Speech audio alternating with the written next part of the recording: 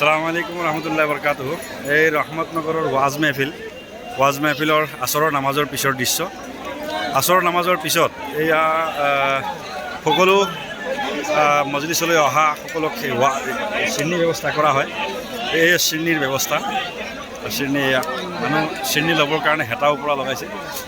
এই ইয়াৰ দৃশ্য এটা সুন্দৰ দৃশ্য, ৰহমতনগৰ ৱাজৰ দৃশ্য। শ্ৰেণী ল'বৰ কাৰণে এয়া মানুহৰ এটা হাজাৰ ৰহমতনগৰৰ ৱাজ, ৰহমতনগৰ চহৰীয়া মাদ্ৰাছা খুব প্ৰসিদ্ধ এখন ৱাজ মেহফিল।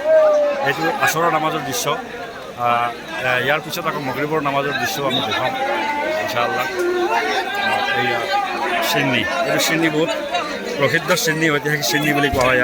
অন্য একো নাই, ইয়াত ভাত আছে, দালি আছে। মানুহে গোটেই দিনটো নোখোৱাকৈ আছে, সেইকাৰণে এইটো শ্ৰেণী খোৱাৰ ব্যৱস্থা কৰিছে। মানুহে নোখোৱাকৈ আছে, ভোকত আছে, লঘোণত আছে, গতিকে এয়া শ্ৰেণী। এয়া মানুহে বহি বহি খাইছে, ভোকত আছেতো, লঘোণত আছে। এইয়া মানুহৰ সুদ পৰিছে, লানি নিচিঙা সুদ। এয়া আমি পৰৱৰ্তী সময়ত দেখুৱাই যাম ব্যৱস্থা।